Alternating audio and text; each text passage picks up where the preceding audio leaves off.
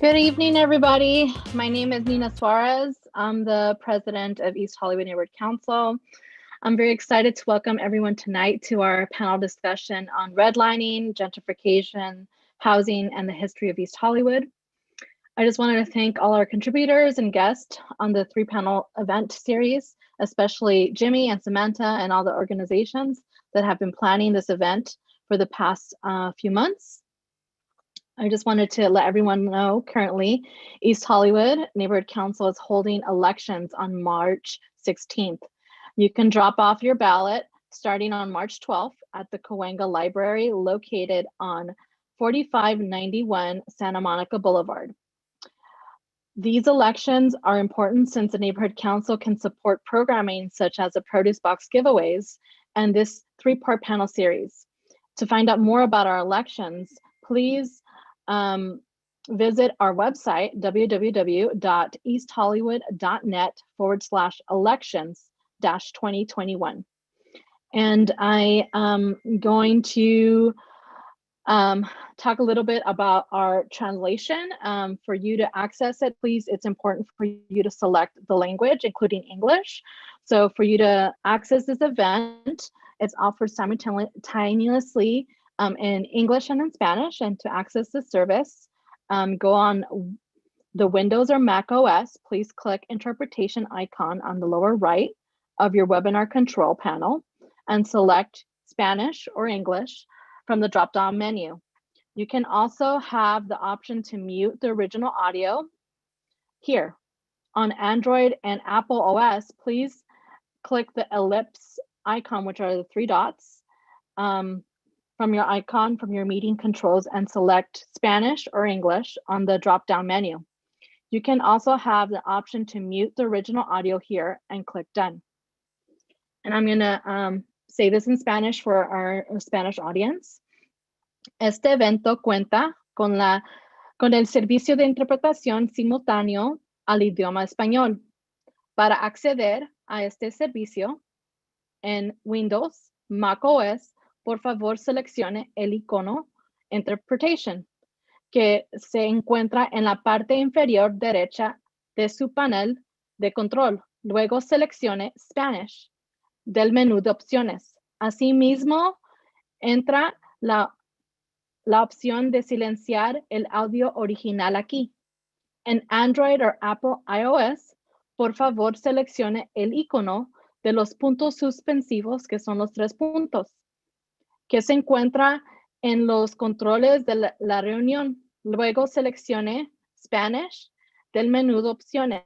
Asimismo, entra la opción de silenciar el audio original aquí.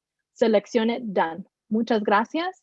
And I'm going to pass the baton over to Jeff Maloney, who is our homelessness and prevention and displacement representative and also the chair of that committee. Go ahead, Jeff. Thank you so much, Nina. Welcome, everyone. As Nina mentioned, I am the Homelessness and Displacement Prevention Chair. I also, for the Homelessness and Displacement Prevention Committee, I'm also the representative, the Homelessness and Displacement Prevention representative. It's a committee that we have with East Hollywood Neighborhood Council, and we focus on things that we can do for our community, those who are perhaps at risk of eviction or those who are already experiencing homelessness. With our committee and generally with a lot of the work I do in my private life, it's focused on finding ways that we can support those who are kind of at a disservice to a lot of things that are happening in the city, often due to gentrification. There's a lot of systematic issues, as we all know, in the city. And so within our committee in the neighborhood council, we're kind of uniquely positioned to impact change on a local government level. So for those of you who may not be familiar with how these committees and neighborhood councils work, we do things like submit community impact statements. And the way community impact statements work is they basically are speaking on behalf of an entire neighborhood. And for East Hollywood, it's over 20,000 people. And so we can make a statement on behalf of a council file perhaps that is in favor of changing the way we do rent increases, which will take away a burden on people who might be at risk of displacement. So in our committees, we have deep discussions around council files that have to do with people experiencing homelessness, often about rent control, often about things like there's a recent council file that we were going to discuss that's on a rent freeze. So we're often trying to like turn every stone that we can to find ways that we can help those who are most at risk and the most uh, fragile people within our community when it comes to their housing situation. And the good thing about these committees is that anyone in the community can join. You don't have to be someone who's elected, like a neighborhood council. Anita mentioned we have elections coming up. We are elected onto the councils, but anyone who's a stakeholder in the community can join one of these committees. So within East Hollywood Neighborhood Council, we have quite a few committees. There's arts and culture, budget and finance, business, bylaws, ethics, standing rules, executive, homelessness and displacement prevention, outreach, planning and land use management, otherwise known as PLUM, public health, safety and sustainability, youth and education, and an ad hoc LGBTQIA plus allies committee. These are all different from our regular governing board meetings, open to the public, but you as a public member can also join. You have voting power whenever we vote on actions. You can bring agenda items to those, and then those items can go to the board for approval. So it's a really, really fantastic way for folks in the community to get involved, kind of dip your toes into local government and help enact change. You know, we're all familiar with things that need to change within our community, and this is a really fantastic way for folks to get involved on a local level and kind of jump in and take action. Um, so that's kind of my little bit on committees and neighborhood council. I am going to pass it off now to Jimmy, who is your host for the evening, editor-in-chief of Jimbo Times, and also host of JT, the LA Storyteller podcast. Take it away, Jimmy. Hello, hello. Can you see me? Okay, yes, you can. I think you can. All right, thank you, Jeff. And yes, shout out to the East Hollywood Neighborhood Council, which actually supported this project, this series with a serious grant for our posters, those really prolific posters that some of you all have seen at different businesses, legacy businesses, especially along Virgil Avenue and Santa Monica Boulevard. The East Hollywood Neighborhood Council was responsible for printing those mostly. So the East Hollywood Neighborhood Council is a serious resource. It's not perfect, but it's a sort of space where those of us who show up, we make it work to one effect or another. So thank you for that presentation, or for that shout out for the East Hollywood Neighborhood Council, I should say. I'm going to share my screen now. I believe you all can see the screen. And I want to take us through a little bit of the story behind JT, the LA Storyteller, and jimbotimes.com. So here we go. In November, I published an article on the website entitled 464 Evictions Since 2000, How LSAC Displacements Are Priming East Hollywood for a Latino and Asian Removal Project.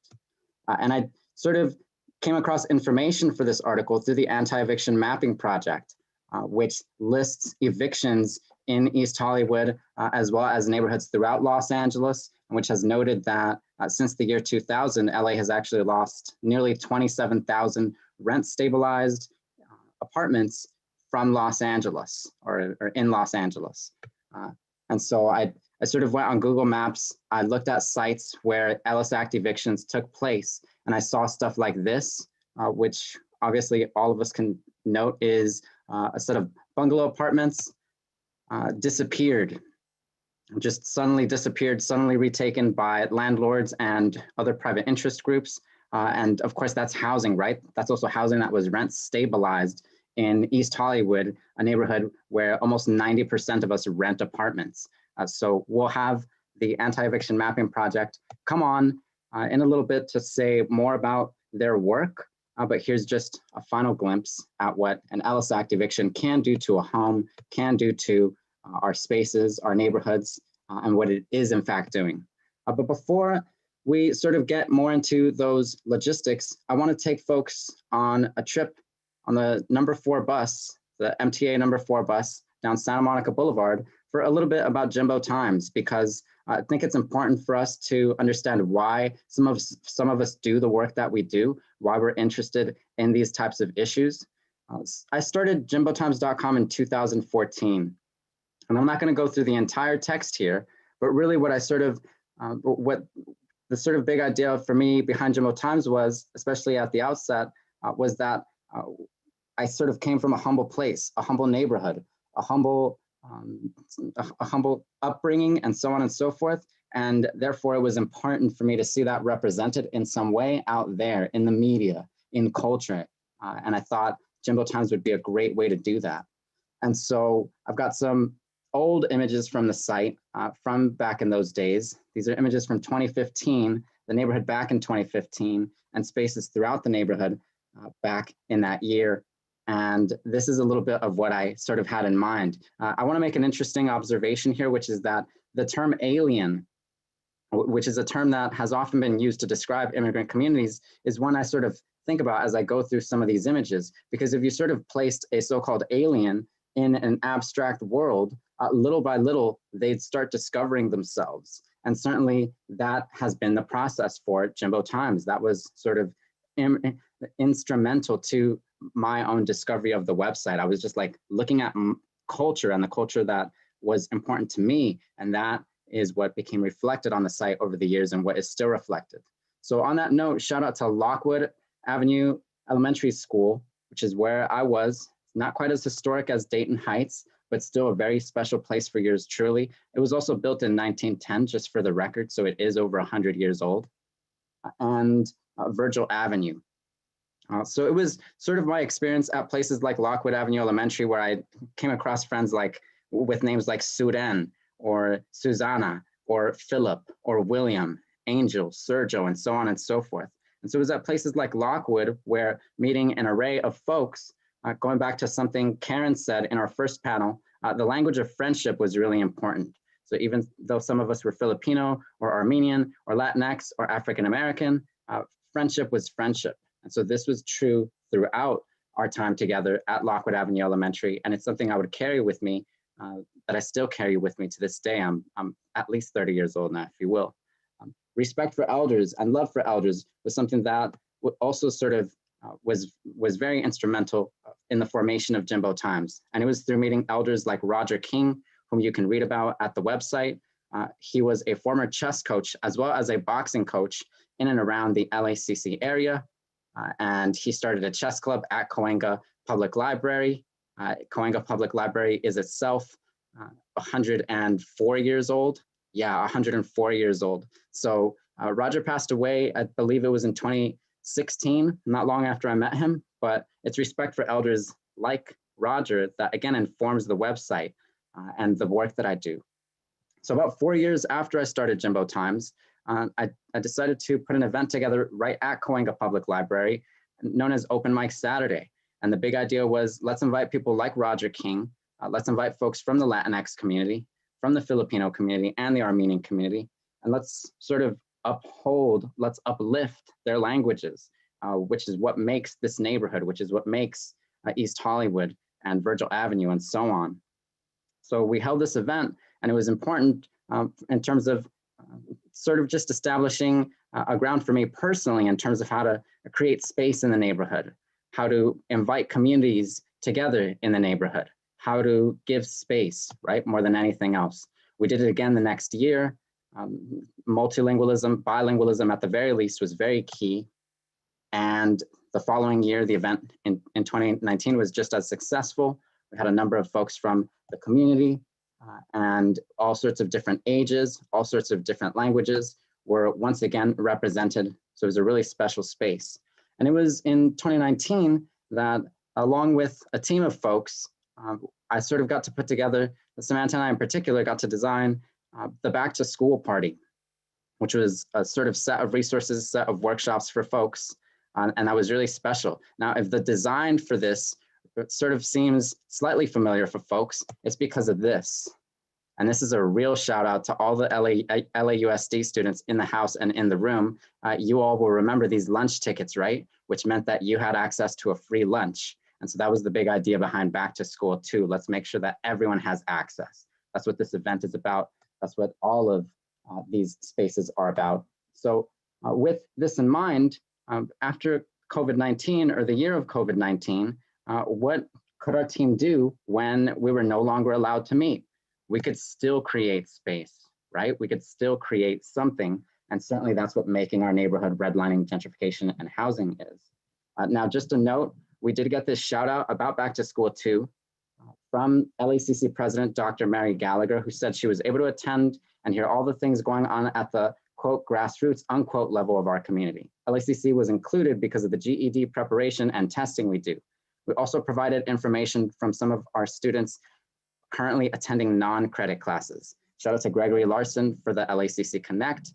And of course, this is making our neighborhood, redlining, gentrification, and housing, the culmination of years worth of work in our community, and certainly one we are happy to share with you all now. So with these things in mind, I'm happy now to introduce our first panelist and our first presenter, Samanta Helou Hernandez, who, as you all know, is a cross collaborator for this project, a multimedia journalist, and someone who's been doing critical documentation work regarding gentrification and also resilience in our community, in our neighborhoods, in East Hollywood and in Los Angeles. Samanta, the floor is yours. It's an honor.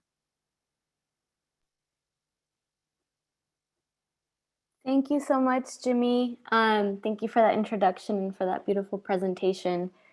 If you could stop your screen recording so I can share my screen real quick, that would be great. Thank you. All right.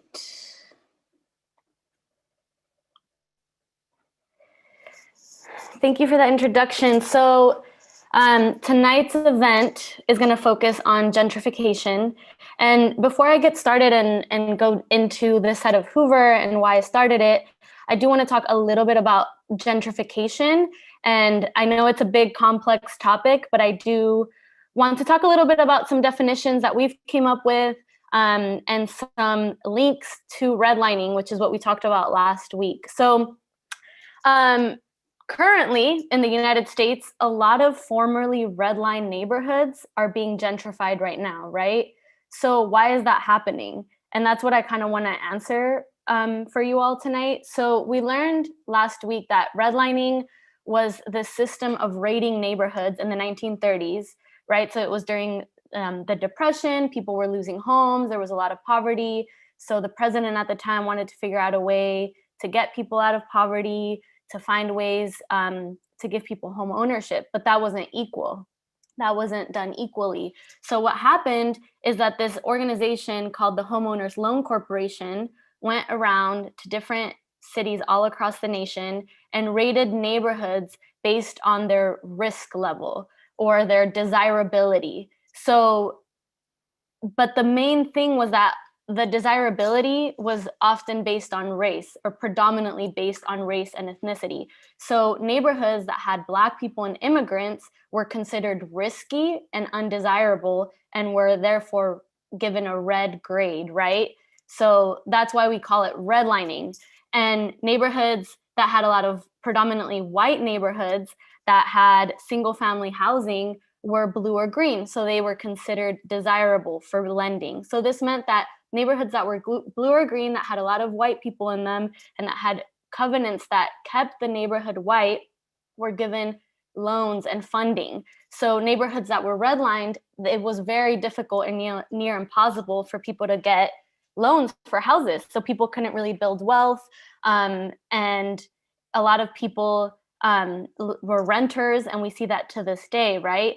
So I think maybe you might ask yourself, all right, well, if you are an immigrant, if you're a Black person living in a red line neighborhood at the time, why didn't you just leave, right? Like, why don't you just go to a blue neighborhood or a green neighborhood where you can get a loan? But the thing is that there were these things called racially restrictive covenants, which essentially were written into the deeds of houses in these predominantly white neighborhoods that said non-whites could not occupy those homes, right? So this created a lot of segregation, and it meant that people of color kind of lived in the same neighborhoods. And it created these multi-ethnic, multiracial enclaves, which is what we talked about last week, right? Where we had Karen Birch, who's a Black woman, and her Black family lived in the like Dayton Heights area of East Hollywood. We had Takashi Hoshizaki, a Japanese American, and they lived together because there really wasn't many options to live anywhere else with racially restrictive covenants. So why does this matter, right? What happened is that white people that were living in redline neighborhoods, right? Because, for example, our neighborhood, when it was redlined, was only about 15% immigrant or Black. So there were a lot of white people that were also living here. But what happens is that value or property value got attached to race, right? So those things became linked. So white people living in these redline neighborhoods, all of a sudden they can't get loans either, right? Or they're worried that their property values are going to go down. So it becomes tied to their economic success. So white people can leave. White people can go to other suburbs that have racially restrictive covenants or to blue and green neighborhoods. So a lot of white people flee, and that's called white flight. And why this is important is because it is part of a huge disinvestment that happened in the inner cities and formerly redline neighborhoods, right? So this leads to underfunded school systems, to lack of access for healthy foods, and all kinds of different forms of disinvestment starts happening in these neighborhoods. And this means property values actually do go down, right? These policies do end up causing property values to go down. And because most people in these neighborhoods are renters, because they could never actually get loans to buy houses, they are very vulnerable to displacement. So that leads us to the current situation, right? The gentrification that we're seeing today. So in the last, few decades, developers have developed the suburbs, right? The suburbs are developed, and now there's this move back to the cities. And along with this, there is also federal funding cuts for cities, especially with the Reagan administration in the 80s, right? So all of a sudden, cities that used to get federal funding for a lot of services are kind of left to fend for themselves. So cities have to start kind of running like businesses instead of cities. So what this means is that attracting wealth, attracting people with money is good for business, right? Because those taxes they can use to pay for services that otherwise they used to get that money from the government, but now they're not getting it from the government because of a lot of these cuts, right? So a lot of cities, they want to attract development. They want to attract people moving into these neighborhoods. And where are developers gonna buy up property? Where it's the cheapest, where they can get the biggest bang for their buck and return in their investment. Where are properties cheapest? In formerly redline neighborhoods where people were disinvested in. So it's actually pretty easy to predict what neighborhood is going to be gentrified. And it's typically a neighborhood that used to be redlined, that was disinvested in, so property values got really low. And it's oftentimes also next to a gentrifying or gentrified neighborhood. So that brings us to our neighborhood, right? So specifically the little pocket of Virgil Village, it's right next to Silverlake. So Silverlake is really post-gentrification at this point. And Virgil Village was redlined. It was disinvested in, property values went down. So it becomes ripe for this form of gentrification. But I do want to note that throughout, these forms of disinvestment, these exclusionary practices, people also tried to thrive, right? And they created vibrant communities. They created neighborhoods that have really strong identities, and they fought to try to make their neighborhoods better despite these policies. So this brings me to my situation and why I started This Side of Hoover. So this is the building that I used to live in. I moved there in 2014. The landlord was a Filipino man, an elder. He had owned this building for 40 years. And most of my neighbors were Latino families or working class Latino people. And we all kind of lived there. The rent was affordable. But the landlord, he'd owned the building for a long time and wanted to retire. So he decided to sell the building. And at this point, right, when you're a property owner, you're going to sell to the highest bidder. And this is not going to be another mom and pop landlord. It was a big firm, and it was a big management company that came in. And right away, we noticed the changes. So this happened around 2016. Right away, cameras were installed in the buildings. The laundry room was locked all of a sudden. And soon enough, we received a letter that we could either temporarily relocate for 6 months, or we could take a cash for keys, essentially. We could take a buyout and leave permanently. And, most of my neighbors, including myself, we ended up taking the buyout because they don't really make it desirable for you to stay, right? You have to go live somewhere else for 6 months and then you come back. And, for a lot of people, that money means a lot. It meant a lot for me so I could keep paying rent, right? But the thing is, once you take that buyout, what happens is if you decide to stay in the neighborhood, rent is a lot higher now. So that money is really not going to last for a very long time. So I was actually fortunate to find a place right across the street. And some of my neighbors actually were able to also live in my building, but a lot of people left. So when I moved across the street, I started seeing all of a sudden this shift that happened, right? So they started renovating it. These are the last renovations that just happened. And all of a sudden, these dwellings that were filled with Latino faces and Latino families were replaced by mostly white faces and just like a very different demographic. So I had heard, about gentrification, and it was kind of a buzzword at the time, but I'd never actually experienced it like this. And to see it firsthand was really traumatic, and seeing what stress it caused to all of us, and having to leave somewhere where you've lived for a long time. One of my neighbors had lived there for 40 years. She says she was brought home from the hospital and right to this apartment building, and her father actually passed away in the same apartment. She had her kids in the same apartment. So it's whole lifetimes, right, that get displaced when these things happen. So when this happened, it really struck me, and then I quickly started to see all these changes that were happening. And at the time, I was following Instagram accounts like Veteranas en Rucas and Map Point, which use Instagram to kind of archive the legacies of people in LA, specifically the party crews that happened in the 80s and 90s. And I was like, this is a really cool way to archive histories in a way that's like really participatory, in a way that's really accessible, that people can comment and contribute. So I decided to start This Side of Hoover. And the reason I called it This Side of Hoover is because Hoover Street is kind of that dividing line between Silverlake and East Hollywood. And we were seeing the gentrification from Silverlake start to bleed in, right, into East Hollywood. So I started this account back in 2017. And the purpose was to document the gentrification and displacement that I was seeing, but also the resilience of people who live here. So I started with places, like Cha Cha Cha. This is a beloved restaurant that was in the neighborhood for 30 years. And then from one day to the next, it closed, it was demolished. And then it became these condos that, some of the condos sell for almost $1 million now. But, one of them, the most important things is talking to the people that I knew, the people that I bought pupusas from, the people that I, shopped at the market with, and my neighbors.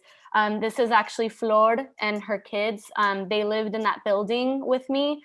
They had lived there for a really long time. And Wilson, the eldest son that you see on your right-hand side, we actually used to call him the mayor of Virgil Village because he knew what was happening like all the time. Like if something went down, you'd always talk to him and he knew what was up. Like he had all the skills of a reporter. But it was really, like they left. They were really sad to leave the building. They luckily found a place nearby in the neighborhood. But for Wilson, it was really traumatic because growing up on Normal Avenue was like his home. He felt really safe there. He felt really supported. And I interviewed him like a year or so after they left, and he shared some of what he felt. he just says, you know, like, they used to call me the mayor because I would always be around normal and I knew everything that would happen. Like if there was a car crash and they wanted to know or how it was, I would be like, oh yeah, I've seen that. I can tell you this or I can tell you that. Everybody started calling me the mayor because I was always there. Now I moved from normal and I'm not the mayor anymore. I felt like a big person in a small body. I felt like everybody was really paying attention to me. I felt like I could actually be somebody in life. Everybody knew me. I was basically the neighborhood watch. So, you know, living on normal was really important to him. It made him have a self-esteem, you know, and people called him the mayor of Virgil Village, and that made him feel really good. And leaving was really impactful for him. It was really traumatic. So that was one of the stories that I told. And then, you know, as This Side of Hoover evolved, one of the really important things was the participation from the people that followed me, right? So the comment section really became like a place for dialogue, a place for people to share their stories, a place for people to share their emotions, their anger, their sadness, their joy. And it's kind of like we're constructing this history together. They're telling me about their memories. Like, for example, with the swap meet, this was like a classic spot in the neighborhood for 30 years, since the 80s. And it closed and it was demolished. But people, you know, when I reported on this, people really shared, you know, like, wow, man, this was my mall back in the day. This is really sad, especially because most of the neighborhood is still relatively low income. This type of place is necessary for families and small business owners. Or, you know, people talk about their anger of like what's happening in the neighborhood and feeling like they're losing something. But then they also share their memories, you know, like where they first got their tattoo, where they would buy their fits in the 90s when they were kids. You know, memories of going with their grandmother to the swap meet and spending all day shopping there. So the comment section really has become like its own community, and together we're kind of like constructing and reconstructing the history of the neighborhood, so it's not forgotten, you know, and so people can come together and feel connected. These are just some more stories, you know, that obviously we know Lena of Wa's Golden Hen. It recently closed because they retired. It was a staple, a Chinese restaurant in the community. And, you know, people also shared, you know, like going to eat there when their grandma worked at the laundromat and getting the egg rolls, or Lena knowing their orders because she was a regular and they called her mama, and people talking about, you know, like if they didn't have enough money, Lena would hook it up, you know. And that's like really beautiful. That's how you construct the story of the community. This is another artist in the community. He's a muralist, and he shared a really powerful quote when I interviewed him.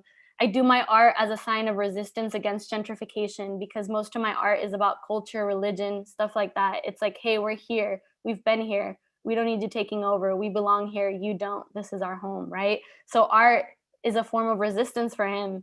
In a place where he feels like he's kind of losing his home. And you know, besides just like the trauma of gentrification and displacement, a big part of This Side of Hoover is also recording the legacies of resilience, you know, and the fact that despite all these historic policies that can displace people, that can exclude people, people are still trying to thrive. They're still creating this vibrant place. They're still creating spaces for each other, like Cali Grill, right? California Grill, that's a big meeting space for Central Americans in the neighborhood. And this is Sandra Morena Tejeda. She's the manager and everyone knows her, you know, and she's really proud of her work.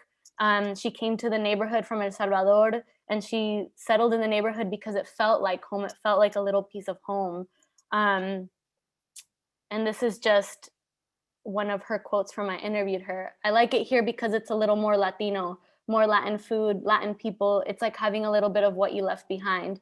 The problem is that more Americans are moving here. It's a problem because the restaurants serve Central American food, which is mostly consumed by Latinos. Most of my clients are from Central America, Guatemala, Honduras, El Salvador. We are more united here regardless of what country we are from. We're supporting each other a little more than before, possibly because everything is changing, the laws, and we need to be more united. we're trying to feel more proud of where we're from. So, you know, and then with the pandemic, they've had to adapt, right? And our neighborhood has had to adapt. So that's really why I do what I do. I want to make sure people's stories are not forgotten, that the voices are recorded, that they're heard, that the community can add and reshape the story as we go along, and that it's not just about the displacement, but also about the resilience despite these policies that we've been talking about. So yeah, thank you very much.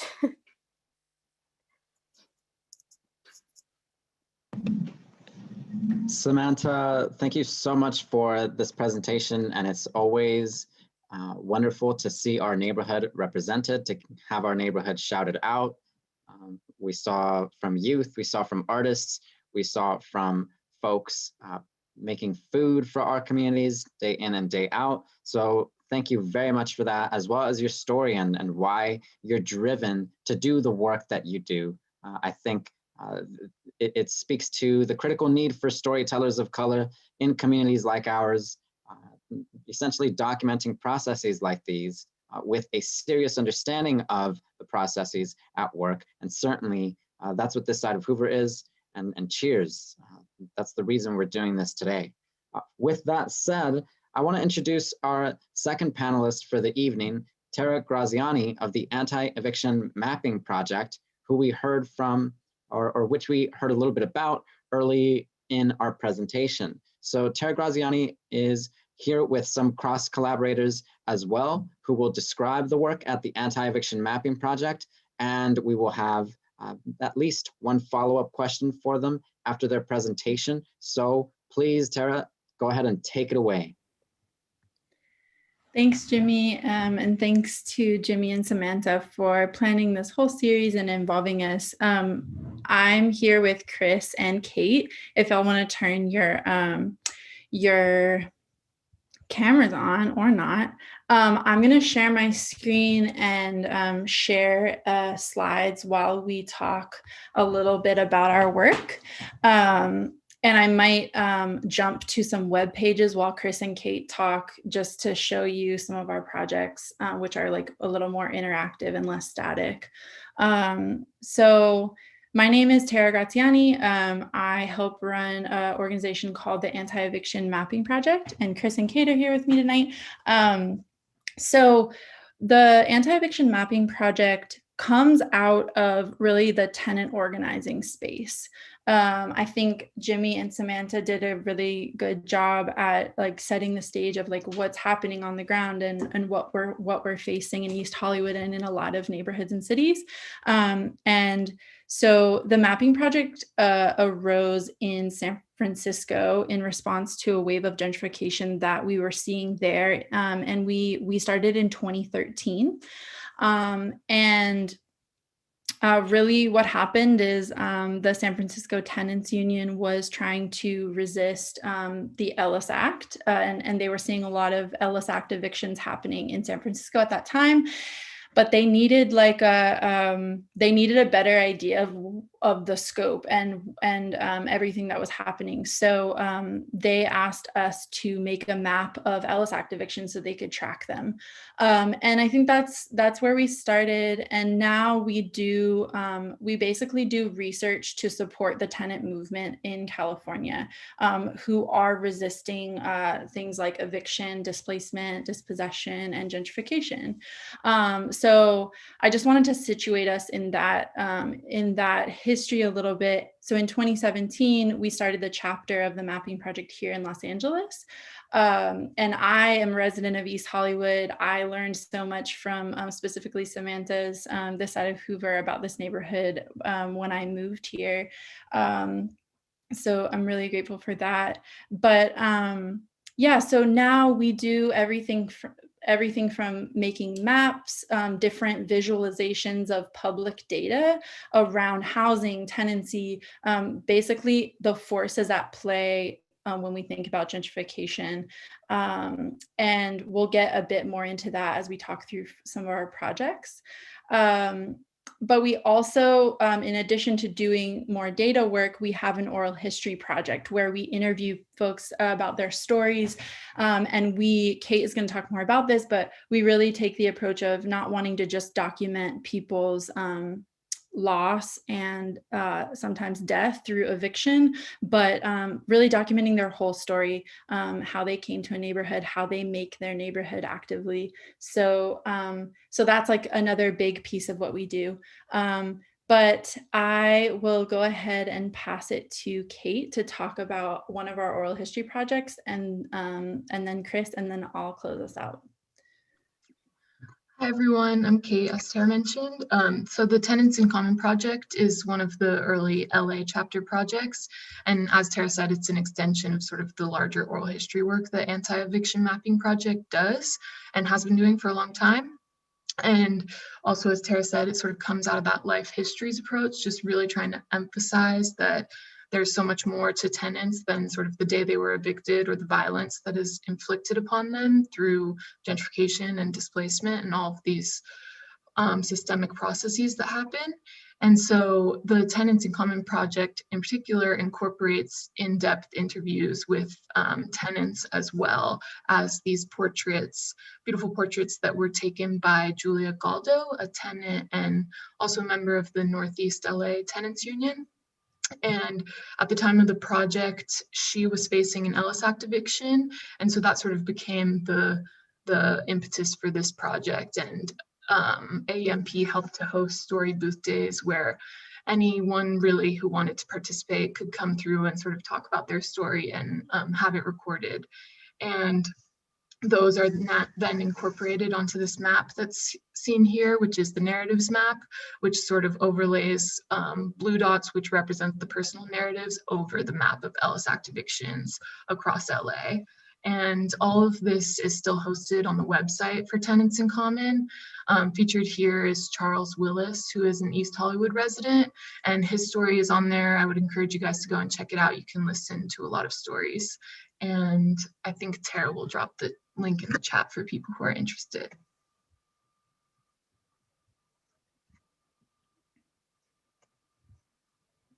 And then I can pass it on to Chris to talk about the Ellis Act in the map in LA. Yeah, buenas tardes. So mapping Ellis Act evictions was AEMP's first project in Los Angeles. So the Ellis Act was passed in 1985, right after a strong rise in tenant organizing in the late 1970s. In that struggle, some of the strongest rental protections were created, such as rent stabilization, also known as rent control, and reasonable cost for eviction policies, also known as just cause. What is the Ellis Act? So the Ellis Act essentially frames this idea that mom and pop landowners now have the opportunity to get out of the rental business and essentially sell their properties and at no fault evict their tenants. This policy has strongly been used by corporate landowners, many who have owned their properties for as little as 1 year in order to flip homes into expensive luxury projects, and also a lot of condos, many of the photos that you've seen that have been flipped, essentially destroying 27,000 units, which is around the total rent-controlled housing stock in Los Angeles. 27,000 units is mass displacement due to the Ellis Act, which is truly devastating to working-class families. And if we look at the Virgil Village area alone, which spans only for about a mile, there was at least 84 Ellis Act evictions there. And as you heard earlier from Jamie, in East Hollywood, we're looking at 464 Ellis Act evictions and counting. So this is extremely destruction of Los Angeles affordable housing. And when we start thinking about like, what about like affordable housing in Los Angeles, we have to reflect that the Ellis Act alone is accountable for so many units from the market. Yeah. So yeah, that's the website. I'll pass it back to Terra. Thanks, Chris. So before we close out, I wanted to touch on a big piece of our work, which I think is important to the conversation around gentrification and identifying what forces cause gentrification. So we do a lot of work to document and unveil really who owns our neighborhood and who owns Los Angeles, who owns property, because they have a lot of control over how the community transforms. And so I have a graph here of kind of it represents the transformation of property ownership in East Hollywood specifically, from the time right before the housing crash to 2015. And I bring this up because I think we really want to make sure we're talking about the current role that real estate plays in the violence of gentrification. So a lot of times when you hear people talk about redlining, it's a conversation about the past and the racial violence that the real estate industry did in the past. And I think we need to be identifying real estate's role in this same type of violence present day. So that's like a lot of the work that we do. So one owner is named here, and you can see this massive web of what are called LLCs that the owner is associated with. And they hide behind these LLCs, which is a limited liability corporation. It's just a company that they buy property under so that nobody knows who really owns it, which means that when a tenant gets an eviction notice and there's an LLC listed as the owner, they have no idea who to push back against, who to protest outside of their house so that they don't get evicted. And so one ask from the tenant movement has been like, how can we uncover who actually owns the property in our neighborhood, which is a lot of what we do. We're building different tools to help tenants, to basically arm tenants with that information so that they can push back against eviction and displacement. And there's so much more detail on this note to talk about, but if anyone's interested, and maybe we can talk about this more in the Q&A, but if anyone's interested, just get in touch with me and we can talk more. So this is our information if you want to join, or if you want to just talk with us. If you want to check out the Tenants in Common website, the information's here. Yeah, and thank you so much for hearing about our work tonight. We're really excited to continue this conversation. Thank you so much, Tara, Chris, and Kate.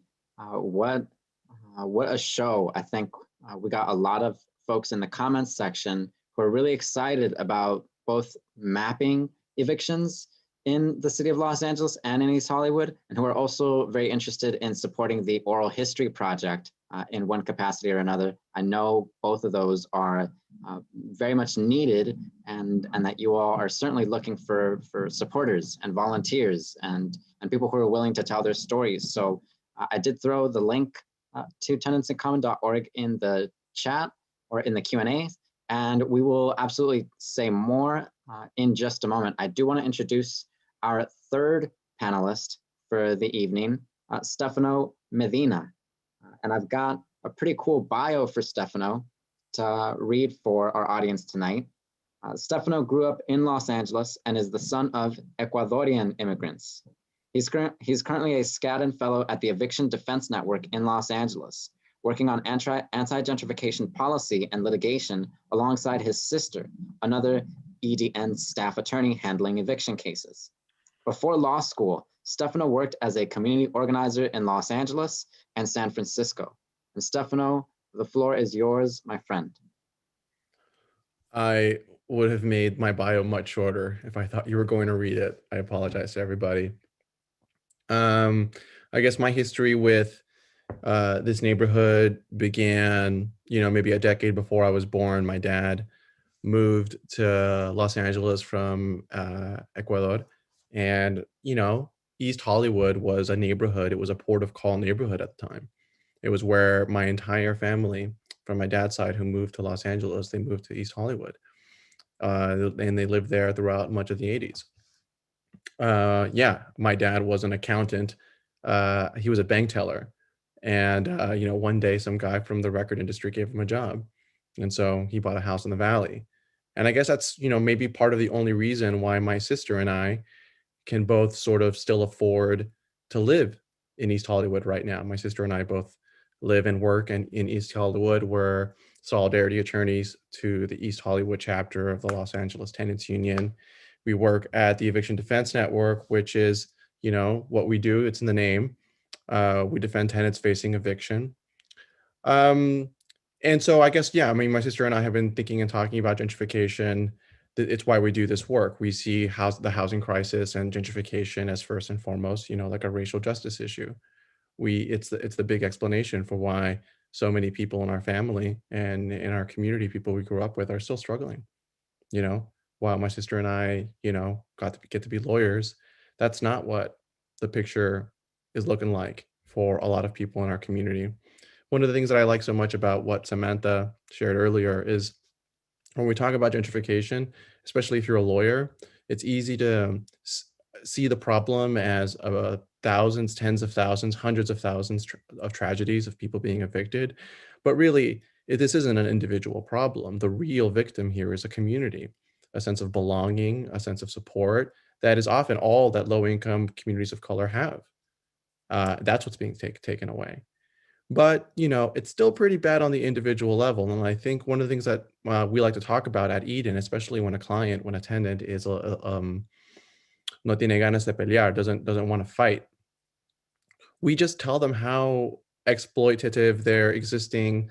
Look at the average landlord-tenant relationship, right? You have person A, person B. This is part of the script. And one day, 30 years ago, they bought a home. Person A bought a house, person B rented a house. And over 30 years, both person A and person B made their monthly rent or mortgage payment on time.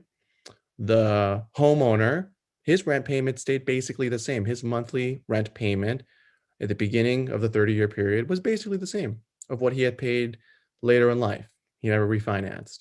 Whereas the renter, well, his landlord had a legal right under the California Constitution to raise the rent at least something every year.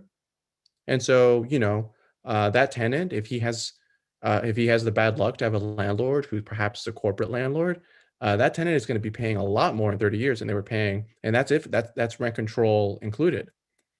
But the real point of the story is you fast forward 30 years. And let's say one day at the end of 30 years, you go to your tenant and you say, hey, here is every dollar that you've paid in rent in the past 30 years. I'm giving it back to you right now. Merry Christmas. Most tenants would cry. That'd be the best luck they've had all their entire lives. They would feel like millionaires. You do the same thing to a homeowner. After 30 years, you say, congratulations, you own this house and here's every dollar you got back. And that person would feel like you robbed them. Because owning land in our economy, in our system, owning land, ownership of land, that legal relationship to a piece of property creates passive income. And when one person is paying, and you put person A and person B together, which is how the story ends, and I'll end there. When person B is the renter and person A is the landlord, at the end of the day, that landlord isn't just not only getting that money back in 30 years, he never paid that money in the first place. Tenants pay the mortgage every month across Los Angeles. We make enough money. The working class communities of Los Angeles, final sentence, make enough money to pay for housing in Los Angeles right now. Housing crisis, included. And the reason they can't is because they're paying someone else's mortgage. All right. Well, I don't have a fancy PowerPoint, so that was basically the whole thing. No, thank you, Stefano, for that, for those frank notes. And I do want to note, with respect to this data, that there is research showing that from about 1980 to 2014, at the very least, wages increased by 13% in the city of Los Angeles. From 1980 to 2014, just a 13% increase. At the same time, from 1980 to 2014, rents increased by 55%, right? So wage inequality and the inability to keep up, as you were saying, with rising rent each year has been crucial to gentrification, crucial to displacement. And the 1980s, of course, is also when we see the largest waves of immigration to neighborhoods like East Hollywood from Asia and Latin America, right? Due to political turmoil, if you will, in these respective geographies. And so certainly what we've seen in Los Angeles is something for which there's much data, but something that we are just getting to folks more recently, especially with the advent of these spaces. I do want to ask you just one follow-up question, Stefano, for you personally. What do you think is sort of crucial for you and your sister as attorneys of color in these spaces? How do you think that that's important for tenant movements or the defense of tenants who are facing eviction? What do you see you all breaking ground with, given these roles, if you will? Well, I mean, it's the same experience that every other person from a marginalized community has whenever they break into it's the same reason it's important to have storytellers of color. I think it's really hard for, I guess, white people or affluent people to really see what we're talking about when we talk about gentrification, because they think to themselves, well, who doesn't want a better neighborhood? Who doesn't want a bike lane? Who doesn't want a Whole Foods? Who doesn't want a yada, yada, yada? And because they see things in terms of things that are worse and things that are better, nice things and bad things. Because when you're white in this world, that is how the world is organized for you. But for a lot of other people, yeah, Whole Foods is nice, but now you have destroyed an ecosystem that allows me to stay here. So I think Natalie and I doing this work, especially when we're in spaces like this and we're talking about gentrification, which is always something that white people love having opinions about, so yeah, I think we run into a sort of very simple disconnect where the conversation is not getting off at a very ground level. And it's because the conversation has been dominated so much by people who maybe have PhDs in the subject, maybe, are economists or something, people who are passionate about, solving gentrification. But I don't think we're going to really understand what we're up against until more people like you and Samantha are organizing conversations like this. Thank you again, Stefano, and we will get back to our panelists for a roundtable, if you will, in just a moment. Before all this, we're going to go back to stories and storytelling, and we're going to bring Samantha on, as well as a very special guest, our main eventer, our headliner for the evening, to tell us a little bit more about the personal side to gentrification and the effects of this on families such as ours, on communities such as ours. So with that said, Samantha, please join us once again and introduce our main eventer, our featured guest for the evening. And unmute yourself, Samantha. There we go. Sorry about that. Thank you, Jimmy. I am really excited to introduce our very special guest. We are going to be talking to Doña Elvia Consuelo Perez. She is the owner of Panaderia Superpan. If you grew up in the Virgil area, you know Superpan. It was a Guatemalan bakery that also sold Salvadoran bread and Mexican pan dulce, and Doña Elvia cooked Guatemalan dishes. It was a staple in the community for almost 20 years. And in 2018, Doña Elvia had to leave the neighborhood.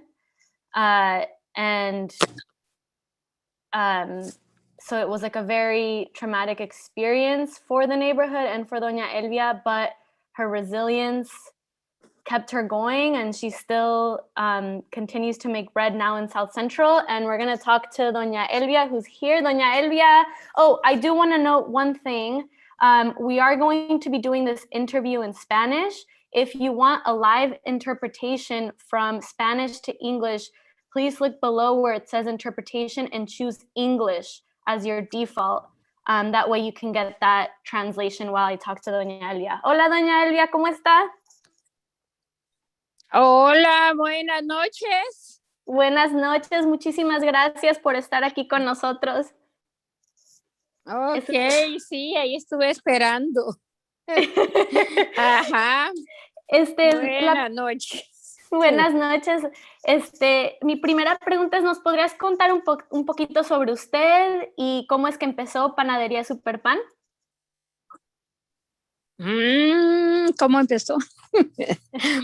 Bueno, como le hablé la primera vez, de que empecé pues muy, ¿cómo le dijera? Empezamos en el año no recuerdo qué año fue, pero cuando abrí Superpan, pues no lo abrí de una vez. Lo abrí así, como le dijera, no, solo con permiso de vender, no tenía todo equipado como cuando estaba ahí en Virgil. Empecé como un despedido vendiendo poco pan y así. Entonces, y de ahí pues nos fuimos vendiendo más y más y bendito sea Dios de que logramos a poner la campana y meter más cosas y fue como ya Superpan se extendió más y ya metí comida y bueno, por siempre he hecho mis tamales, chiles rellenos y el tamal más especial, el pache, que es de Guatemala, también de Quetzaltenango. Entonces, así fue como fuimos superando, bendito sea Dios, y de ahí pues llegó el término de que nos pidieron el lugar y fue como, pues, como se dio cuenta usted que estaba desocupando hace como 2 años. Entonces ahí fue que yo dije, aquí se acabó Superpan, dije, porque pues ya se me hacía imposible porque pues la manera en que ellos nos estaban sacando y sin nada pues y todo eso y tardamos 22 años ahí, entonces pues no era justo. Y entonces, pero gracias a Dios primeramente y a ustedes, a Jimmy, y todos que me ayudaron a hacer un proceso, entonces ellos pues también me ayudaron, los dueños, y ya con eso pues fue que buscamos el otro local rápido y pues gracias a Dios ya ahora donde estamos instalados pues también no puedo quejarme de que de que pues todo a principio siempre va de poquito a poquito. Pero bendigo a Dios de que hasta aquí Él no nos ha desamparado y sí ya estamos acreditándonos más en el negocio. Sí. Y mucha gente amaba Superpan cuando estaban en la Virgil. ¿Qué significaba Superpan para la comunidad? Pues ante todo, pues muchos me decían, oh, esa panadería aquí va a estar bien porque pues no hay panadería cerca y vamos a comernos un panito caliente. Y sí, nos fuimos queriendo mucho. Yo bendigo a Dios por toda la comunidad de ahí de Virgil, que sí, me dieron apoyo en todo ¿y qué más puedo decirle? Yo bendigo a Dios, a todos mis vecinos y otros que están ahí todavía y otros que ya no están ahí. Pero sí, nos quisimos mucho, ellos a mí y yo a ellos. Sí. Y se me hace a mí también muy importante que usted empezó a vender no solo pan guatemalteco, pero también vendías mexicano y salvadoreño. ¿Por qué empezó a vender esos tipos de pan también? Porque también ahí en la comunidad también habían salvadoreños, mexicanos, entonces cada quien pedía su panito. Ajá, entonces fue como empezamos a meter el pan salvadoreño, el pan mexicano, que es la concha, y el pan guatemalteco. Entonces es como que en su panadería todos tenían un pedacito de su país, ¿no?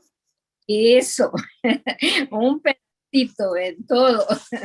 Ajá, es cierto. Y doña Elvia, ya hablaste un poquito sobre eso, pero ¿me podrías contar un poquito más en detalle qué exactamente fue lo que pasó? ¿Por qué se tuvieron que ir? Porque lamentablemente pues vendieron el pastor era el dueño de ese lugar donde estaba la iglesia, pero lamentablemente pues él creo que tuvo unos pagos atrasados y el banco le subió todo y él ya no tuvo recursos como poder seguir con la iglesia.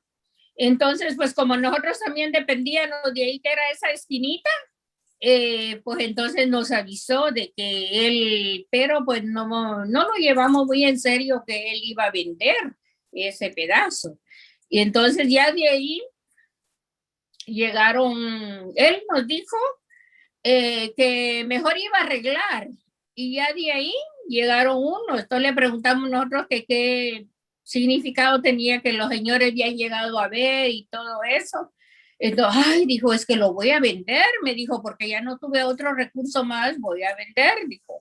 Entonces, bueno, pues nos había avisado, le dijimos, porque, pues, ¿qué vamos a hacer tan pronto? ¿Dónde me voy a ir y dónde voy a conseguir otro lugar? Rápido. Entonces, entonces, no, dijo, pero es que el que me va a comprar no los va a sacar, dijo, él va a seguir, dijo, aquí dándoles, dijo, y no los va a sacar. Ok, y entonces se vendió, él hizo su trato y todo, nos quedamos con el otro dueño. El otro dueño dijo, oh, mire, dijo, necesito, le dijo a mi esposo que le den una arregladita a todo esto, dijo. Quiero que lo arreglen todo, pongan piso nuevo y por fin nos la pintó bien. Entonces nosotros le dijimos de que no podíamos seguir metiéndole dinero sin no tener un lease, porque el lease a mí ya se me había vencido. Entonces, como a mí ya se me había vencido el lease, pues muchos querían sacarme. Entonces nos paramos y le dije al señor, a este Genaro creo que se llamaba el señor, o Miguel parece, Miguel. Entonces don Miguel nos la pintó bien, de que arregláramos bonito y todo eso. Y ya estando arreglados, dijo, ya nos sentamos aquí, dijo, yo traigo los papeles y firmamos el contrato nuevamente. Bueno, pues como ver un señor de respeto, pensamos de que sí tenía palabra de hombre y que sí la iba a cumplir. Pero, ¿qué fue? Ya al poco tiempo llegan otros y dice, nosotros ya vamos a comprar el lugar. ¿Y cómo es eso? Y yo va de llamarle a él. Que qué pasaba, que por qué no nos sentábamos, como él había dicho que ya habíamos puesto piso nuevo, pusimos todo nuevo, pintaron, e incluso hasta mi esposo se quitó la mitad de un dedo por estar arreglando todo eso, miren, pensando en su palabra de él, que él iba a cumplir, pero él no cumplió con su palabra y nosotros cumplimos con arreglar el lugar donde estábamos. Y después él llega con otras personas a representarlo para volverlo a vender otra vez. Pero pues, ¿qué más hacían nosotros? Fue cuando él dijo, no, dijo, es que lo voy a vender, dijo, es que no. Y que entonces, pues este muchacho Brian, a él le decían, no, nosotros, oiga, le decía, no es justo lo que él nos hizo, tan siquiera que nos pague pues lo que invertimos aquí. Invertimos todo esto, mi esposo se quita el dedo, le digo yo, vaya que fue solo eso, le digo. Y entonces le digo, pues sí, dice él, pero yo soy el trabajador, no soy el dueño, me decía, pues ¿qué vamos a hacer? Y por fin, hasta cuando se llegó el tiempo y nos dijeron que nos daban, que primero nos dijeron que nos daban 2 meses, y de ahí, ya después dijeron que no, que nos daban solo como 20 días, parece, pero ya fue después, creo yo, cuando ustedes hablaron y dijeron que nos iban a dar un dinero. Entonces fue como nos apuraron y dijeron que ya, 20 días les damos para que nos desocupen. Y lamentablemente, pues así fue. Yo salí de Virtually, porque si no, pues ahí estuviera, porque ahí está mi gente también.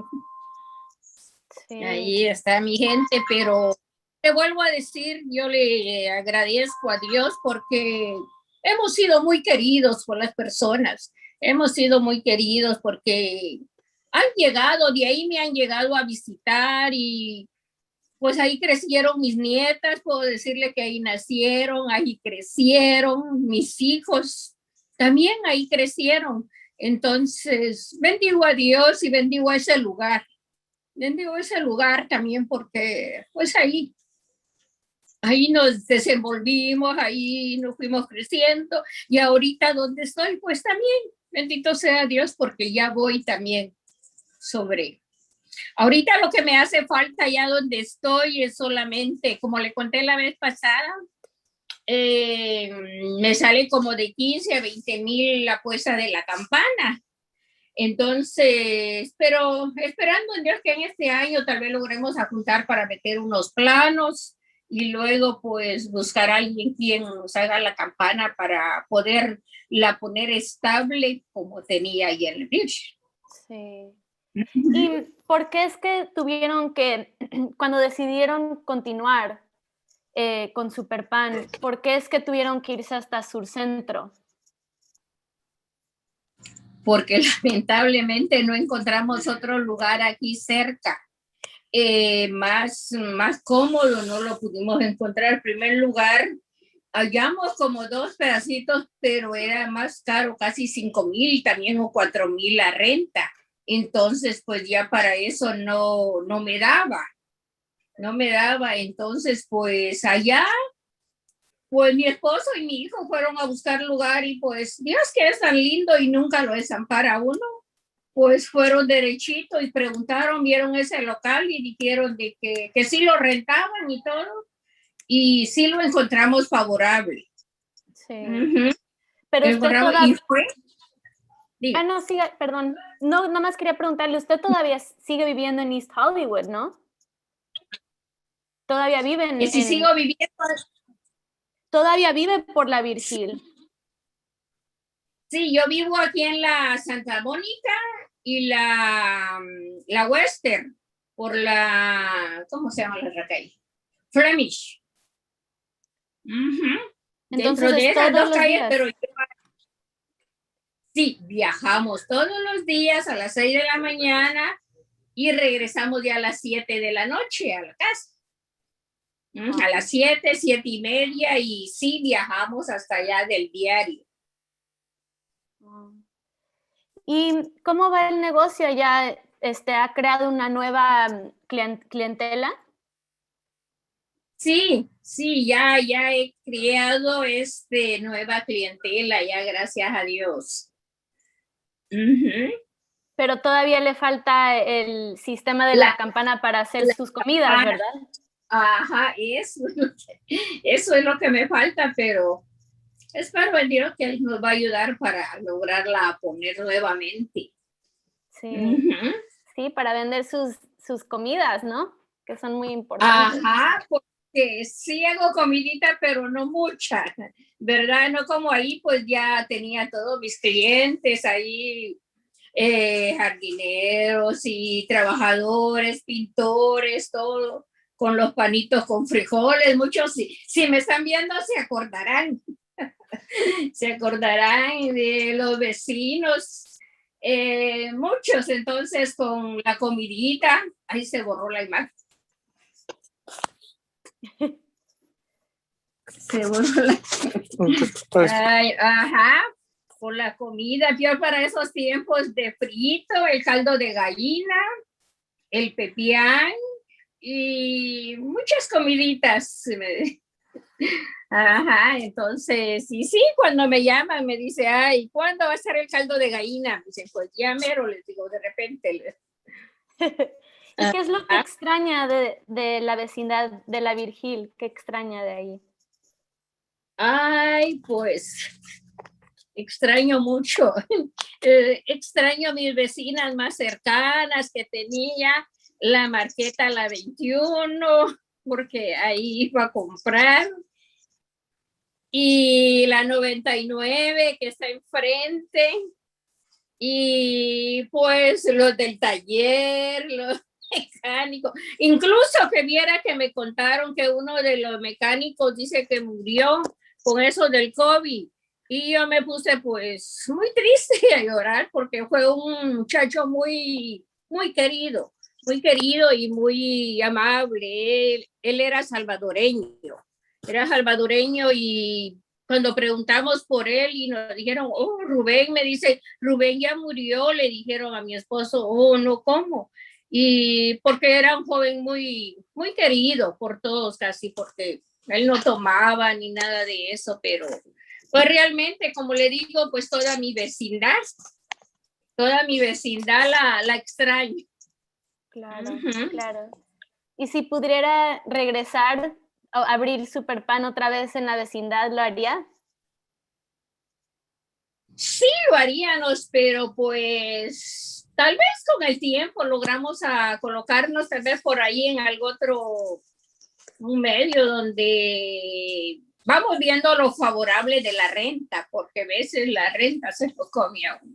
Ajá, entonces pues probablemente tal vez sí, porque pues siempre nos Sí. hacen falta Virgin. Ajá. Claro. Y doña Elvia, ¿nos podría decir dónde está su nueva panadería para la gente por si quiere ir a comprar pan de usted? Estamos en el Sur Centro, en la 4951 Sur Centro. Mil gracias, doña Elvia. ¿Hay alguna otra cosa que le gustaría decir? Solo saludarlos a todos y usted y a los demás jóvenes que andaban con usted, que los amo, que los quiero mucho, que Dios me los bendiga y los proteja siempre de tantas cosas que hay en este mundo. Y otra cosa, saludar a mis vecinos, que si me están mirando, pues los amo. Y les doy un cordial saludo a todo, a lo de la Marqueta y a todo alrededor del vecindario. Muchísimas gracias, doña Elvia, por tomar este tiempo. Yo sé que está bien ocupada y tenía que ir a dejar pan y todo, entonces la verdad es un gran honor contar con su presencia esta noche. Muchísimas gracias, doña Elvia. Igualmente, señorita, yo la quiero mucho, Dios me la bendiga y adelante con su trabajo. Igualmente, doña Elvia. Y ahí está la panadería cuando quiera llegar. Claro, sí. Sí, Okay. Cuando esté por allá paso a comprar panecito. Gracias, doña Elvia. Gracias. Adiós, Dios te bendiga a los jóvenes también. Los quiero mucho a todos. Bye, doña Gracias, Elvia, doña Elvia. gracias. Muchísimas gracias, mil gracias. And I do want to make one note about a comment that I saw on the This Side of Hoover Instagram account after Superpan's change of location to South Central. I saw something really interesting, which was that East Hollywood's loss was South Central's gain. And I think that really is actually a fascinating observation as we think about formerly redlined neighborhoods, right? And especially gentrifying neighborhoods, and which neighborhoods are bearing the brunt of gentrification a little more rapidly than others, and how these things have a conversation, a dialogue in between them. Certainly that's the case between East Hollywood and South Central now with this space, Superpan Bakery, that provides community wherever it may be based, as our people tend to do, right? Latinx and immigrant and African-American cultures in the city of LA, in the state of California, in this country, historically have had to make space of anything, of very little that they're given. And they've done that resiliently. And certainly Doña Elvia's cuento, if you will, to this day is a complete testament to this. I'd like to now ask all of our panelists to come back on so that we can have a little bit of a roundtable discussion and so that we can answer some questions in the Q&A and other items that we're especially passionate about getting information to our neighborhoods about. And so if everyone can turn on their camera, then cheers. And if anyone wants to make some notes, some comments to our community, to the panel in general, before we move on, I want to give space to that just as well. You can go ahead and unmute yourself if you'd like to comment, if you'd like to make any notes for us just before we get going with this roundtable discussion.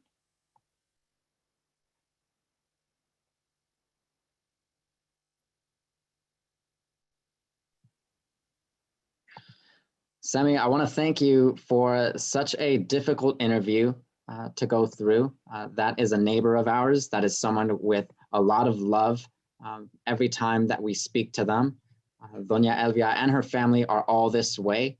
And certainly that's what drives us in this work, is the community that we've established in these tiny moments of friendship, but true friendship.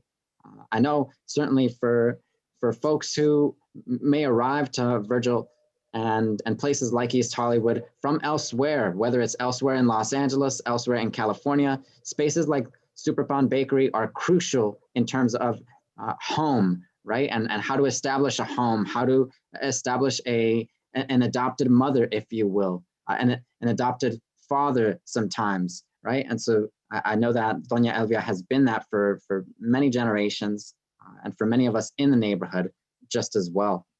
Chris, I'd like to invite you just to sort of take us through a little bit of this session, this seminar, this roundtable. Tell us a little bit about the pamphlets that we've designed for making our neighborhood redlining, gentrification, and housing, so that we can tell our audience how we are looking to make stories like these, but also information like what we've described, accessible for folks such as ourselves, but also for people such as Doña Elvia, also for people like our tios and tias. Especially in the Latinx culture, we've got a lot of family, right?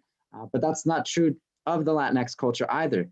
There are strong cultures for immigrants everywhere, for African Americans everywhere, strong ties that we build, again, as the result of having very little to work with.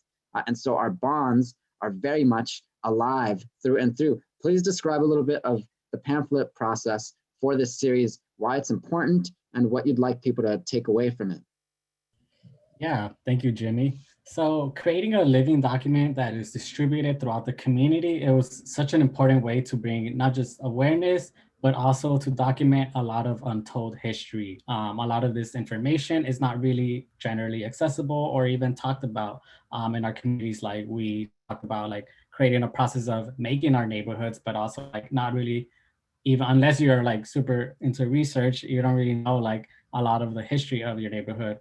So it was extremely important to just break things down as simply as possible and define terms like gentrification, redlining, what each color means, you know, and bring out like the livelihood of how the Homeowners Loan Corporation described Black and Brown immigrant communities as undesirable. And essentially the process of how that created a wealth gap and identify key housing movements, destructive housing policies, and demographics. So while working on this document, like you mentioned, our core goal was community, which is why language accessibility was at the core of this. So it was just beautiful to work with Thai CDC and other members of the community to come up with translations for Thai, Tagalog, Spanish, and Armenian. So basically making sure that the language is as clear, understandable in different languages, especially as someone that doesn't have like a background in like research or academia. I think it was really great to have these pamphlets distributed in the neighborhood. And, you know, lastly, I did want to point out, you know, to identify the role of, you know, it hasn't been discussed in this yet, but the role in policing and land. You know, we listed some clear differences in the way neighboring community of Silverlake and East Hollywood are policed, and the massive, not just the massive growth of reinvestment into our communities for housing that is like very expensive, but also reinvestment into policing East Hollywood. You know, as we break this down, we start to create a map, not just a map of our land, but also like a map of all the forces working with gentrification. So we started to understand that gentrification, housing, and policing do go hand in hand. You know, there's a strong private and public network of forces creating that experience, what we experience today, and the devastating experiences that we experience today through gentrification. Yeah, so I just definitely wanted to share that. There's a lot to say about how like our communities become playgrounds for community policing projects. And yeah, so as someone that has experienced gentrification and policing, just moving around my whole life through rent after rent, you know, I think was great. And, you know, I wanted to shout out to our copies in Echo Park. You know, so the owner of ER Copies, you know, he went to Marshall High School, and, you know, I went to Camino Nova High School down Virgil. So like we knew each other, and it was just great to work with him. And then as he was printing these out and reading these out, it was just like, it's so much conversations. And that is essentially what these pamphlets did when he started going into the community. Like people started reliving from the photos. They're like, oh my God, like the swap meet and they start seeing some information, just like, wow, this is real, this is very real, this is what I experienced. And like just seeing it broken down into this way, it's like, you know, it's very, very, very cool. But yeah, I spoke too long. Thank you so much for that, Chris. And I do think that this allows us to essentially center our conversation and the various points we've noted a little further here. So basically, gentrification and displacement, these things get very personal, right? A lot of our sort of panelists have described the way that these are not issues outside of their communities. These are not sort of theoretical grounds for them. These issues involve people that they know. These issues involve experiences they've faced personally. And so gentrification is very much a sort of survival question in a real way. The question of whether our community can survive given so much displacement, given so many policies of policing, policies of non-ownership, policies of discrimination in housing when we have tried to access housing and wealth building and so on and so forth. And so I want to ask this question for the panel generally, just to sort of establish the ground here for a moment. Are new coffee shops, including boutique shops, are these things responsible for gentrification? Are sort of the new hip places for us to go get coffee at responsible for gentrification, or are they the result of a larger systemic issue? And that's open to all of us, whoever may like. I'll butcher this. I'll be the first to butcher this because I have to run. So this is kind of my goodbye. Nobody will miss me. I mean, I think hipster coffee shops, pop-up, whatever, all those things. I mean, yeah, they are gentrifying, in my opinion. I think they make the problem worse. But clearly, I think the more you think about it, the more you realize that those things and, you know, the Fedora kids or, you know, the new film festival. Can you guys hear me? Everyone froze. Okay. Yeah, I mean, I think it's clearly just part of a feedback loop, to answer your question, Jimmy. I mean, all those things, you know, whether you want to talk about what started the process, what was the first thing, what was the cause, like that's a, you know, a very fun intellectual conversation. I guess maybe we could have someday. But I think all those things definitely contribute in their own ways to making the problem worse. You know, listening to Chris talk about redlining just a second ago, and I guess this is the last thing, and then I'll give my goodbyes. Is just, you know, a couple of years ago, you noticed one of the weirdest things that probably nobody would have ever expected, which is a couple of years ago, for the first time in the history of mankind, you could go to an airport bookstore and buy a book about redlining in California, which is crazy. You know, redlining, I mean, nobody ever forgot about it. Certainly nobody whose community ever experienced it. But I think so much of answering your question, Jimmy, comes down to really understanding the problem that we're up against. And the past few years, people have been really interested in redlining because there's a lot of interest behind deregulating housing production in California so that developers can cash in on the huge increase in the value of land in cities like San Francisco, Los Angeles, Oakland. And so those people want to look at the history of redlining and say, aha, the lesson here is that all government regulations are bad and we need to reduce government regulations. Look at redlining, isn't that so bad? But the real legacy of redlining for the communities who experience it is capitalism will do whatever it has to do in order to protect white wealth. And that's exactly what happened with redlining. And that's why today the opposite is the truth. Now that our neighborhoods are valuable to Wall Street, now there's almost like a reverse redlining. There's nothing we can do to keep these interests out. People in the chat are talking about food for less ending. And it's not because of increased wage requirements for frontline workers. It's because the value of the land in that intersection has increased. The more affluent white people move to the neighborhood, and either and Food for Less's landlord is increasing their rent. That's I mean, I don't have a doubt in my mind that that's what's going on there. And so the real struggle for places like that and a community that serves the people who currently live there is more about land use and the future of community plans. So the last thing I'll say is community plan updates. There's one going on in your neighborhood, and I encourage you to show up and fuck it up. Thanks, everybody. I got to run.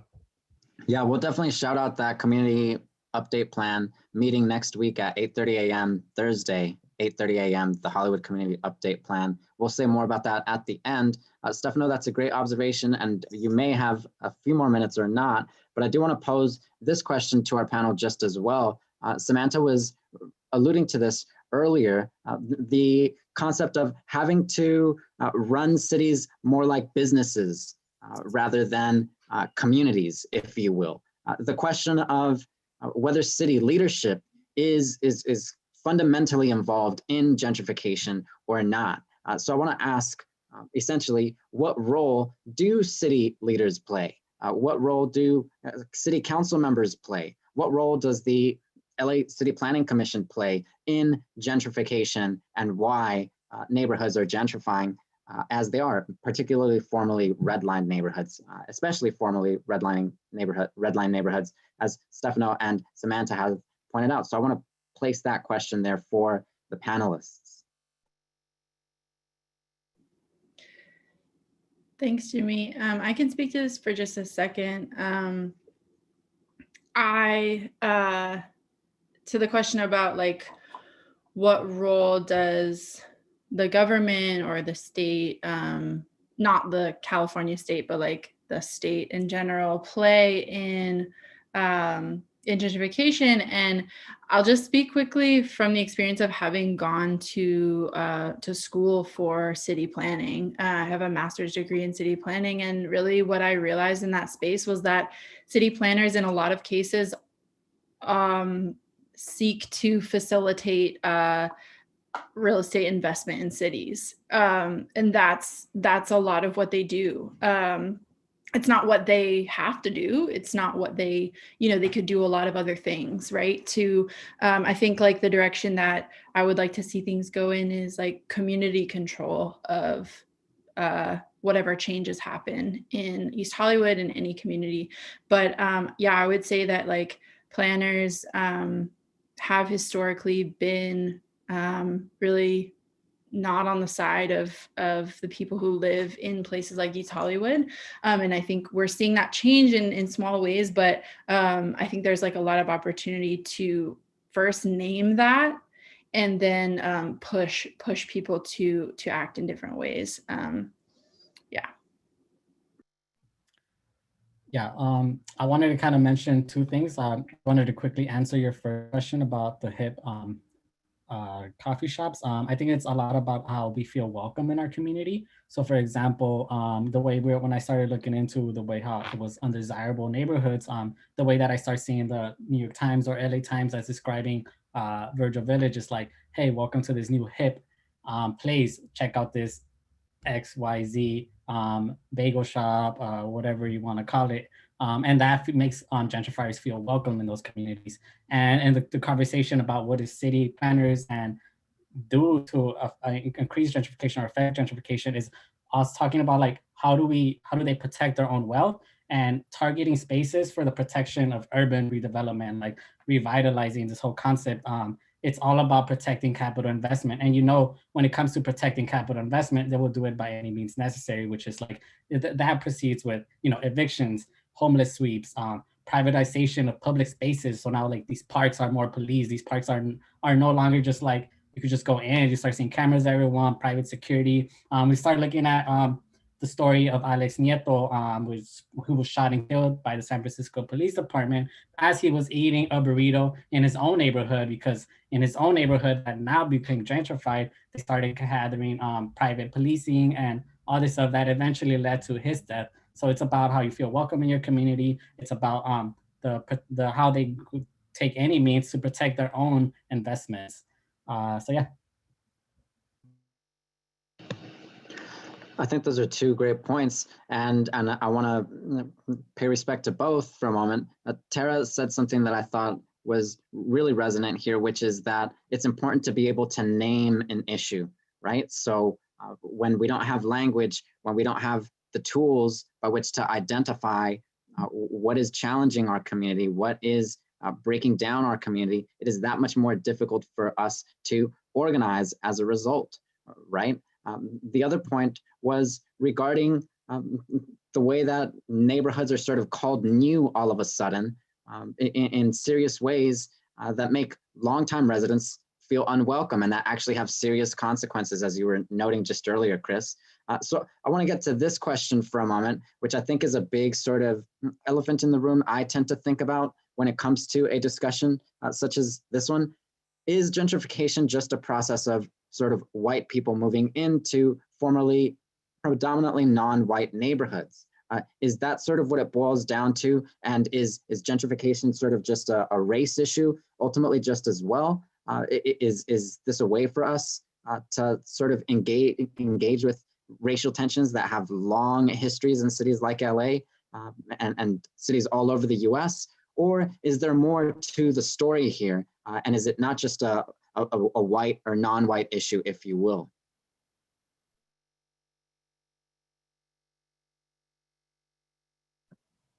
I can speak to that a little bit, or Chris, you go ahead for sure if you want. Okay, I was just gonna say that I feel like so much of what we've talked about is how just like white wealth is what's protected and how that's written into all of these laws and this whole history of housing that we've been discussing tonight. And so it is an issue of white people primarily coming into your neighborhoods, but it is also like because that's just written into the larger system. So the individual choice aspect, you can't really like solve the issue with individual choice. So it can't just be reduced to that, in my opinion. That's a huge piece of it, but also sort of just like you were talking about being able to name things, like we know that that's why it's happening and we can name that in the larger systems as well. And then that's maybe our opportunity to sort of break it down and push against the fact that white wealth accumulation through property and through land values is sort of how white people are protected in one of the ways white people are protected in our society. And so being able to name that allows us to put pressure on the larger systems. Yeah, I think, you know, like when we talk about gentrification, when you're on the ground, what you see are the coffee shops, the boutiques, feeling like you're not welcome anymore, feeling like you don't belong, seeing, you know, more white people walking their dogs. Like that's definitely part of it, but that's almost kind of like the symptom of like a way larger issue, right? Like we talked about, like you can go back and back and back to like why this is happening now. Like when we were talking about redlining and deed restrictions and the way these neighborhoods were just like disinvested in, and it became cheap for developers to come in. And then you'd see like neighborhoods that weren't redlined, that had like those racial covenants. They also have zoning laws that don't allow apartment buildings to be built. So then the neighborhoods that were redlined get the brunt of that, you know? So it is the coffee shop, it is the new demographics, that's like what we see, but there's like this larger system at play that started before those places showed up, right? Like developers started seeing these neighborhoods before that happened, and maybe even started, and a lot of times started buying up property and just holding on to it, hoping that it would gentrify, you know, that happens often. And then cities also can give incentives because they want to increase their tax base. So it's like it's a much larger system than just like you were saying, the individual choice. Yeah. I wanted to, in the topic of race and gentrification, I wanted to talk about how much wealth in the United States is tied to race and is tied to whiteness. So for example, when we think of wealth, we think of this image that comes from whiteness. So as we look at our communities and you see like just community members just having a party, enjoying, being very, enjoying to like their culture, how a lot of that times through gentrification, that starts being seen as a nuisance, you know? So just being happy is a nuisance because it is not the idea or the image of wealth. It is not the idea of what they think wealth is, of what they think thriving is. I think a lot of the concept of race is because race is directly related to whiteness. Wealth is directly related to whiteness in our community. So yeah, a little bit of that, you know, like there's this policy program that very much specifically targets nuisances that they label in the community for eviction. But yeah, that's my note. I think those are great notes. And I would say just in my own sort of process, in my own development of understanding over this issue, I've had all sorts of growing opportunities, if you will.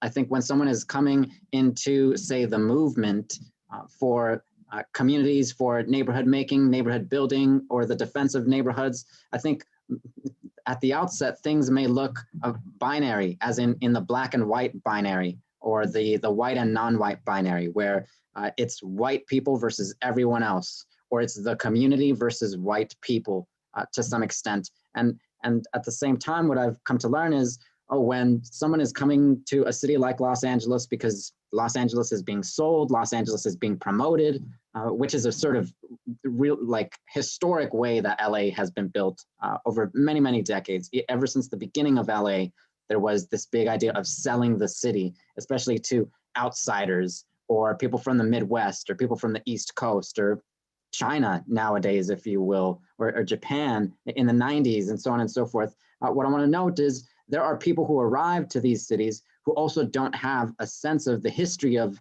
the neighborhood they may be entering into, right?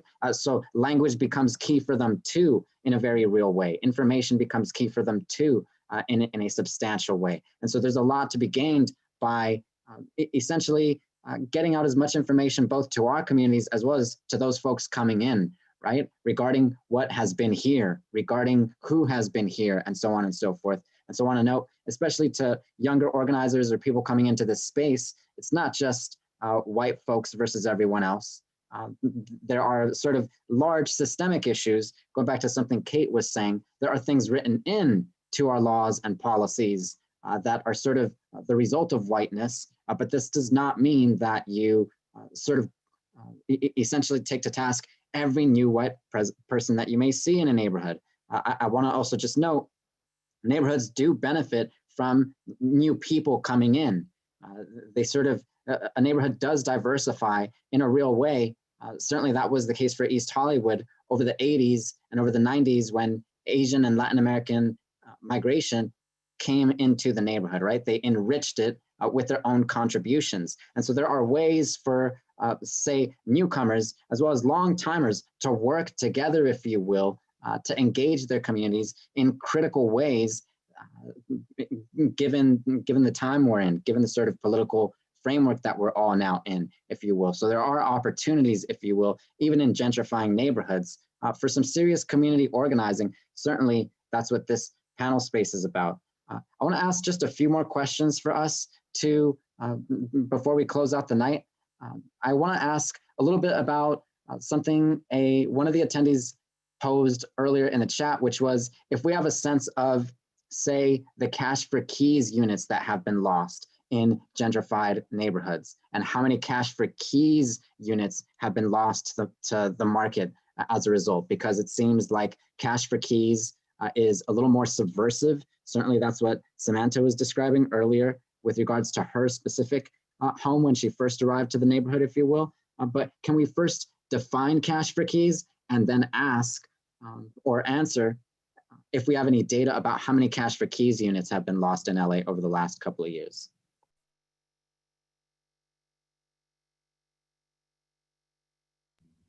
Samanta, do you wanna define cash for keys? I can talk about the data. Yeah, so cash for keys is essentially if a building, when buildings are rent control, tenants have more protections, so you can't just like kick them out for no reason. You can't just evict them for no reason. And the only way a lot of times that landlords can increase the rent is by people leaving. And if a new owner, for example, buys a building and they want to renovate it or they just want to increase rents, the way that they do it is that they will pay, and there's a amount that they have to pay someone to leave based on how long that person's lived there and how many people live there. But they often will also just pay more. Essentially, it's like give them not a number, but like they will just give you more money to incentivize you to leave, right? Because you can actually choose to stay if they are doing like retrofitting, for example. but they really often don't want that because that means they can't raise the rent. So they'll give tenants a certain amount of money to leave. And once you do that, the thing is, a lot of times if you want to stay in the same neighborhood, that means now you have to find a new place to live, and the rent is higher because you just left your rent controlled unit. So whatever money you got is often gone very quickly paying this higher rent, unless you completely move to another part of the city, which is what's happening, right? Like a lot of people are going to places like Palmdale, Lancaster, and what happens is you end up losing that sense of community oftentimes, especially if you grew up in a certain neighborhood. Yeah, and then also what happens is the rent on that rent controlled unit goes up to market rate. So only people can afford that can move into the unit that you vacated. So yeah, cash for keys is a strategy that a lot of cities allow and landlords take advantage of on a regular basis. And I think to speak to like how we get a sense of where this is happening or how broad it is, I think if to speak in terms of data,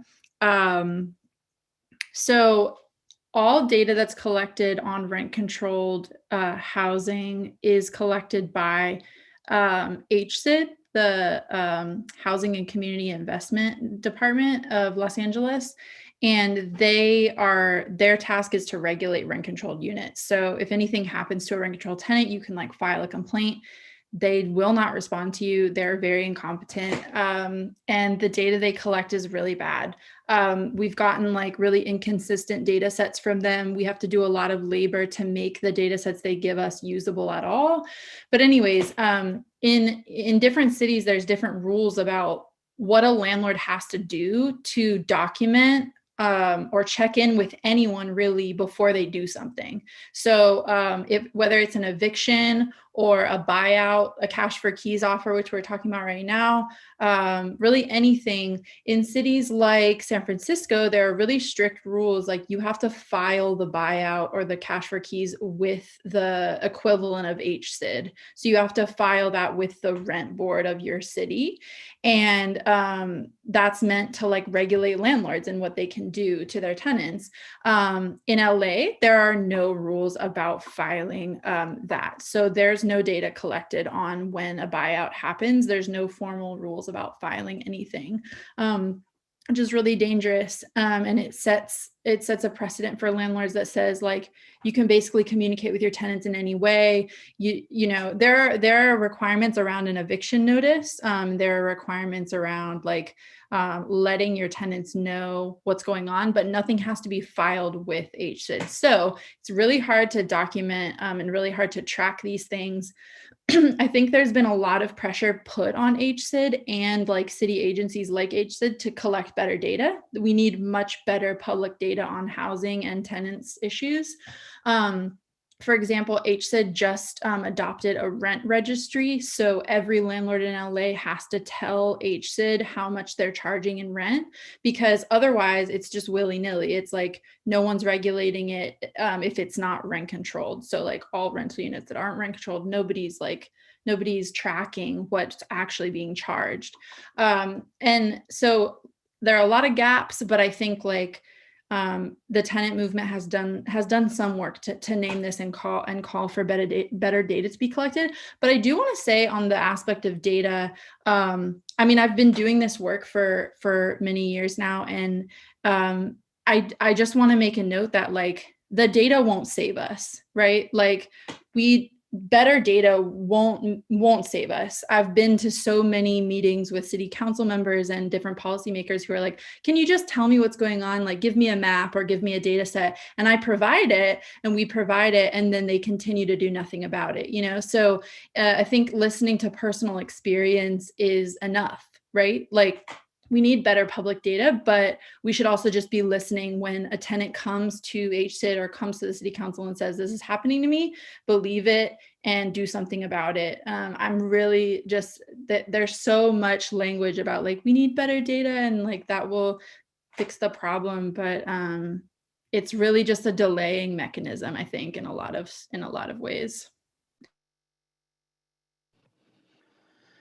I think a related question there, and I've got just a few more before we call it a night for everyone. I do want to be respectful of everyone's time, including that of our attendees. But a related question there is how much data we may or may not have on short-term rentals. These also get personal, right? Because we can be talking about a building that is predominantly rent stabilized, after which one tenant or another is removed, after which whoever may be coming in next decides to create a short-term rental situation there, right? The Airbnb. And actually, of course, as you very well know, the Anti-Eviction Mapping Project originates from organizing around short-term rentals in that other city, right? So can you say a little bit about how these are impacting neighborhoods, communities, and what organizing is being done around the issue of short-term rentals? Yeah, we've definitely as a collective done a lot of work on this. It's not my expertise actually, but I can say a little bit in general, and then I can share some projects on it where you can learn more about this. I mean, short-term rentals are another way to take rental housing away from the people who live in a community. And it's a way to consolidate wealth with people who own that property to make more money off of it. And cities have passed different legislations to say like, that you can only list a unit for a certain number of days a year, which has like really like, they've tried to cap basically the amount of short-term rental activity in different gentrifying neighborhoods. But yeah, there's different data sets that are going around. For a long time, it was like this one guy was scraping Airbnb's website and making that data available online. And like, that's the data that we had, because Airbnb is a private company. They don't have to, VRBO is a private company. They don't have to disclose their data. So we would like find it in other ways. I think now that for example, in LA, you have to register your short-term rentals. So that creates a data set. But I think a lot of people lie about it. It's not very well regulated.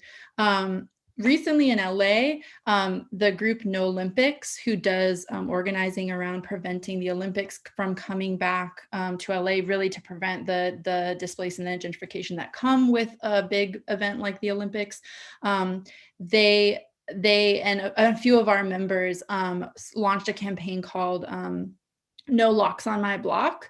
And if you just Google that, I'll add it to the Q&A, but it's seeking to have people like crowdsource Airbnb, like if they see an Airbnb on their street, like enter it into this site. And so we can like make a crowdsourced data set trying to track like what's happening in different neighborhoods. But yeah, I think the short-term rental thing is, there's been tons of organizing it in places like we had a poster up in San Francisco that outlined like, you know, we don't want short-term rentals here, and this is what they do to our community. And then we had like there are a lot of people in different cities like New Orleans and New York and like Boston who made like mirroring posters. And so it was a cool like cities all over the country kind of trying to resist this. But I think it's an ongoing thing that needs to be regulated. And I think like projects like No Locks on My Block are trying to start that from the ground up. So that's as much as I can say about it, really.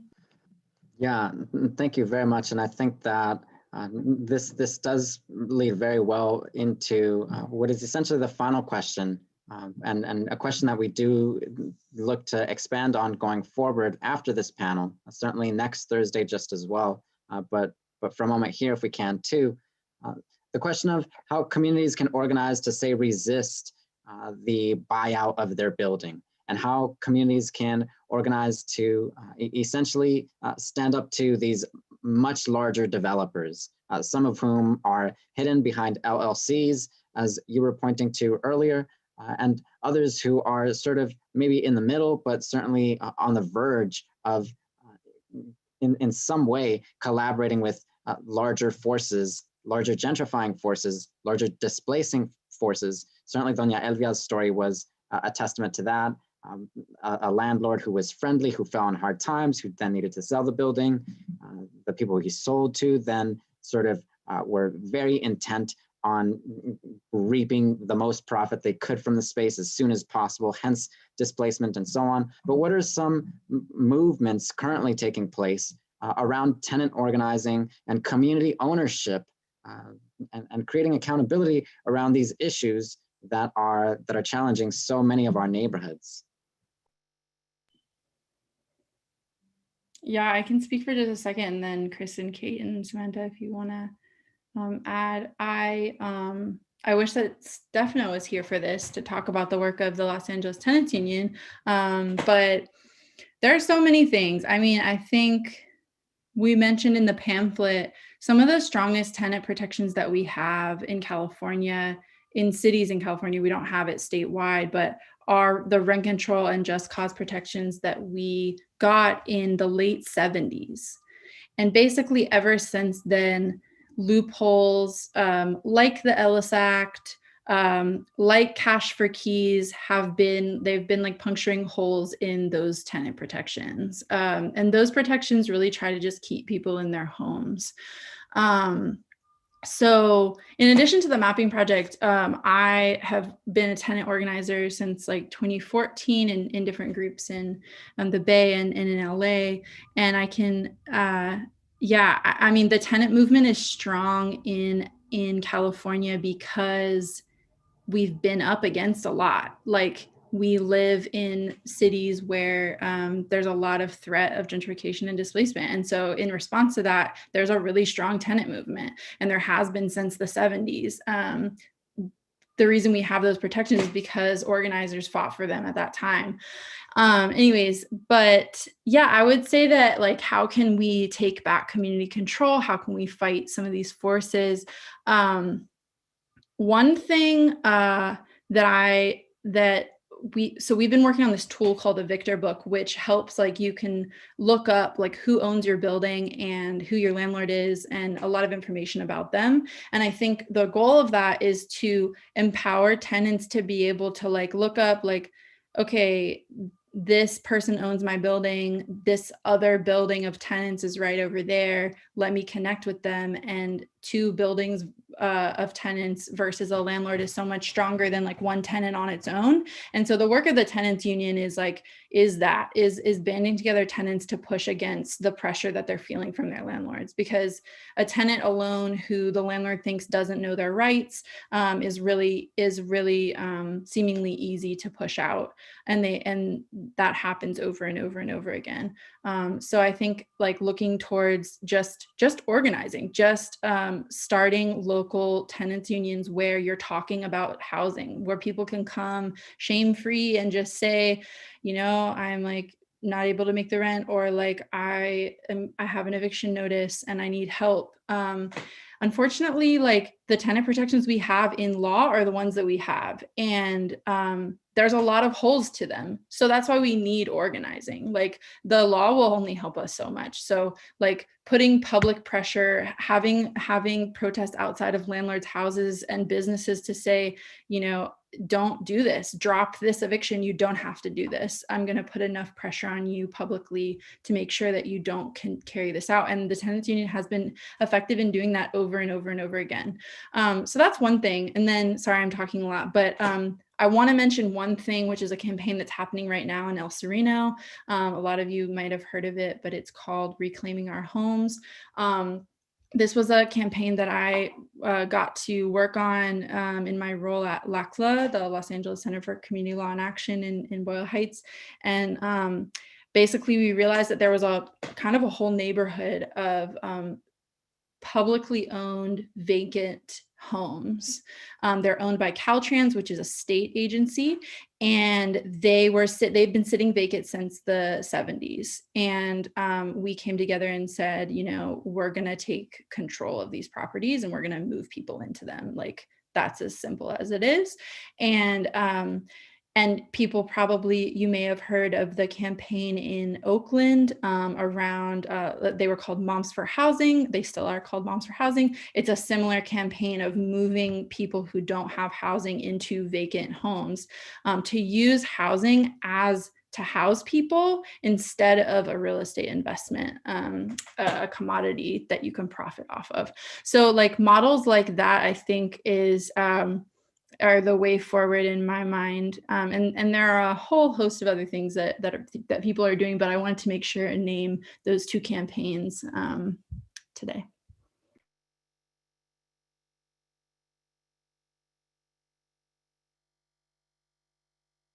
I actually wanted to ask a question. You know, as a journalist, I'm reporting on gentrification, on situations like what happened with Doña Elvia. A lot of the reporting I do is around these like legacy businesses in the neighborhood, and they don't really have any protections. What can be done about that, you know? I also want to note for everyone, as we get into this, this event is being recorded. So if you do have to move on and you want to catch up with this later, please remember that this event is at the East Hollywood Neighborhood Council YouTube page, as well as on Facebook and Twitter for those of you all who frequent those platforms that much more. So please just remember that you can catch the entirety of this panel on YouTube, as well as Facebook and Twitter just later on. And just as a slight note to Samanta's question, I'd say certainly organizing, right? And public pressure and a sense of naming issues like those we have learned about with Doña Elvia's situation, right? Where there are such little, if any, protections for market units, if you will, that are spaces that are humble most of the time in these working class neighborhoods, but which serve tremendous purposes for business owners themselves, as well as for communities, right? This includes barbershops, this includes bakeries, this includes a Zumba studio sometimes for communities that are using them. So I do think creating more of a sense that these spaces are legacy businesses, but also legacy culture, cultural hallmarks, actually, that is really key for us to grasp as we organize further and as we apply public pressure on our council members and our city leadership in other ways, so that these spaces are protected as they need to be, right? And certainly when we talk community updates, like the big Hollywood Community Update Plan, the major question there for neighborhoods such as ours is, how are our small businesses being accounted for or not in your update or the city's update, right? Because if they're not, then certainly we're going to bear the brunt of a whole lot of influx yet again. And certainly we've seen enough so that we could organize spaces like these and analyze how we may respond in a real concerted way. Yeah, sorry, real quick, to my experience, there was some messed up stuff happening in my neighborhood, and we reached out to the local tenants union. We reached out to the Los Angeles Center for Community Law and Action, and there's no laws against unionizing your neighborhood and creating unions, creating people power, and direct action. I think those are still essential. I think mutual aid is essential. For example, like folks that are providing fridges and distributing food, and like all of that is essential to like fighting what we're experiencing today. But yeah, I'm really down with direct action. I don't really trust policy, but that's just my 2 cents on this conversation. Yeah. Yeah, to your question about commercial spaces or like non-residential properties, rent control for we used to have rent control for commercial spaces in like the 70s in Berkeley. It was the only city that had it, and it immediately got outlawed and it is actually outlawed in the state of California. So in order to get that, we would have to overturn that ban and then pass commercial rent control. I mean, it's like any other ask. Like, I think it's like join the tenants union and advocate for commercial spaces to be part of the campaign, part of the landscape, that what they're fighting for. Because yeah, it's like the story that we heard tonight is like so terrible because you feel like you can't do anything to stop it. But I think the work that you're doing, Samanta, to like bring light to it and to throw events like this and make sure people know that that's happening. Like, I think public pressure is one of the big things that we have on our side. So I mean, that's like contributing to the movement in that way. But yeah, it's a tough one. There aren't any like real policy protections for commercial spaces. I mean, another thing that like in a community plan, I went to planning school, but I don't have the answers here. I mean, I think there are creative things that planners could do to try to make space for legacy businesses. I'm totally not an expert on that, but like that's an ask that could be made a lot more. And I think there are people who are focused on that type of work. So with all that, I do want to thank each panelist and essentially ask everyone how folks can support your work, how folks out there can be of service, can buy Samanta a cup of coffee and a little bit of a shout out or a little bit of support so that this work may continue, because it is such crucial work for each of us, right? So please go ahead and let us know, everyone, how folks can support you as you continue doing this excavation and this really critical work for our communities and for our tenacity through these challenges we're looking at. Yeah, you can support by following This Side of Hoover. I'm really appreciative of all my followers and the people that contribute to the comments. You know, I think that's like the most valuable part. I think one of the most valuable parts of the account is constructing that together and having that dialogue. And I'm really, really thankful for everyone that does that. I think if you want to support the work, I do it for free, and I need to find a way to make it sustainable. I might start a Patreon soon. I'm still figuring that out. So if I started, support that. If you want to buy me a cup of coffee, my Venmo is in my Twitter bio, Samanta_Helou. But yeah, just give me a follow and keep contributing to the comments. That's really special and really important. Yeah, and for the Anti-Eviction Mapping Project, just follow us, keep in touch. We have like all social media accounts, and like we're a collective. So if you're interested in joining, like anybody is welcome.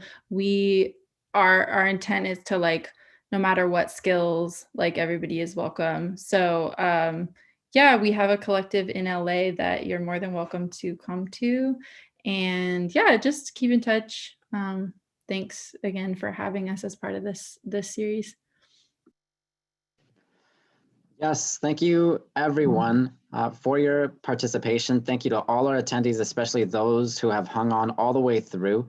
I do want to shout out one more time that next Thursday, there are actually 2 events that I want to get on folks' radar that are really relevant to these discussions, especially for East Hollywood. On Thursday morning at 8:30 a.m., there's the Hollywood Community Update Plan public hearing.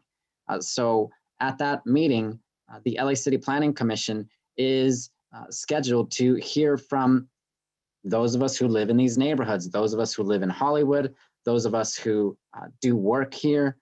And so there's a strong coalition known as the Just Hollywood Coalition that's organizing a lot of hotel workers, organizing a lot of folks for more affordable unit requirements for new developers coming in, folks that are organizing legacy businesses, including in Thai Town, including in Little Armenia, including in Hollywood, so that these spaces will be protected in any upcoming updates. So that is next Thursday. follow jimbotimes.com as well as This Side of Hoover in particular to get the flyer for that if you want to pass along a flyer to anyone else in the neighborhood who may be interested in attending that with us. And then, of course, next Thursday is the third and final installment of Making Our Neighborhood, Redlining, Gentrification, and Housing in East Hollywood. We will discuss the fight for housing and issues around housing and how essentially this is where we head next in terms of organizing for our communities, organizing for our neighborhoods. So please be sure to check that out next Thursday at 6 p.m. We have a number of great guests lined up who will be announcing over the next couple of days. But unless I've missed anything, Samantha or anyone else, please do let me know. Kate, I see you unmuting, so please go right ahead. I was just going to say maybe to plug the hope.xyz component of the project in case people didn't catch that last week. Thank you so much for pointing that out. The hope.xyz component for this series is very crucial. We do know that folks in the comments have questions for us, that folks have feedback for us. Please write down hope.xyz or type it into the search bar as soon as you can and get us your questions, get us your comments, tell us what we can still analyze further in this discussion and discussions of this type going forward. It's really crucial for us too, as we showcase this work and as we let other people know why it's relevant, right? So you all attending and you all listening in need to participate if possible. We want your participation, and hope.xyz is a very special, very simple, very accessible way to do this. So please go and check that out. See our project there, which is listed on the front page as Making Our Neighborhood. And we will be absolutely grateful to have your input in these discussions, that's for sure. Anything else, any final announcements? Yeah, I just want to say oh, sorry, Chris, you wanted to say something. Sorry, I kind of would feel a little uncomfortable leaving this panel without mentioning that like people of color can be gentrifiers in neighborhoods. And one of the main discussions that I've had in the past is that to think about the phrase, your entertainment is our displacement. Think about the places where you're going to bars, the shops you're going to. I think that's super essential. I forgot to mention it earlier about the conversation about race. And another thing is just be critical about your community, be critical about the places you purchase, and feed people. Housing is important, and respect your houseless community and neighbors as well. I just wanted to end on that note. But yeah. Thank you, Chris. Thank you for that note. And also shout out to Chris for the amazing pamphlets that he designed. Please visit jimbotimes.com to learn more about the pamphlets. And if you are an educator, we are going to figure out a way to sell bundles of the pamphlets. They are in 5 languages: Tagalog, Armenian, Spanish, English, and Thai. And they are really, really great learning resources to just learn the basics of gentrification and redlining. So please visit jimbotimes.com to learn more about those. And please RSVP to our final installment at easthollywood.eventbrite.com. So we'll see you next Thursday at 6 p.m. Thank you, everyone. Thank you. Bye, Bye-bye, y'all. everyone. Good night. Buenas noches. Buenas noches.